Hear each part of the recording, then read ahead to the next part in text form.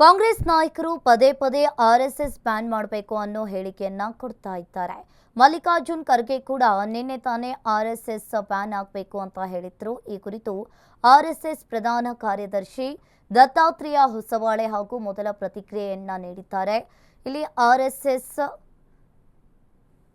RSS ಅನ್ನ ಕಾನೂನು ಬಾಹಿರಗೊಳಿಸುವ ಪ್ರಯತ್ನಗಳು ಹೊಸದಲ್ಲ.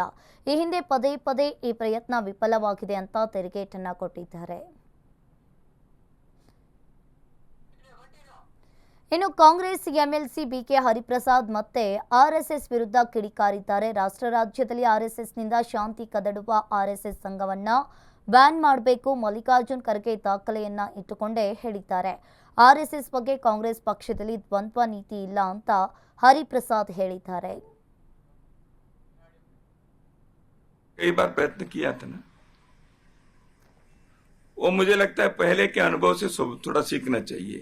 समाज किस दिशा में जा रहे हैं और पहले उन्होंने अभी बैन करना चाहिए ऐसे कहने वाले एक प्रमुख नेता पहले उन्होंने 3 बार प्रयत्न भी किए थे।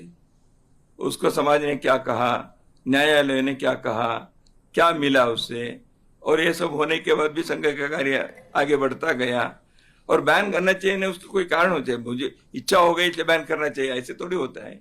भारत के सुरक्षा के लिए, एकता के लिए, संस्कृति के लिए, विकास के लिए काम करने वाले एक संगठन उसको बैन करने चाहिए ऐसे कोई एक राजनेता कहते हैं तो उसका कारण बताना चाहिए।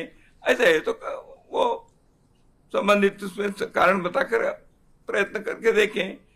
पहले भी किया है उन्होंने, क्या निकला?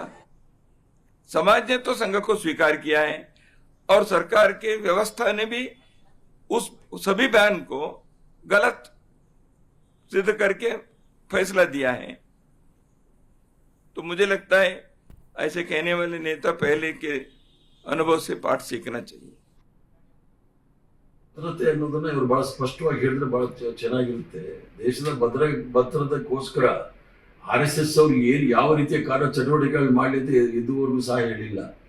ಮತ್ತೆ ಕಾಂಗ್ರೆಸ್ ಪಕ್ಷದ ಹಿಂದಿನ ಇತಿಹಾಸ ತೆಗೆದುಕೊಂಡಾಗ ಪ್ರಯತ್ನ ಮಾಡಿದ್ರು ಅಂತ ಹೇಳಿ ಹೊಸಬಾಳೆ ಅವರು ಹೇಳಿದ್ದಾರೆ.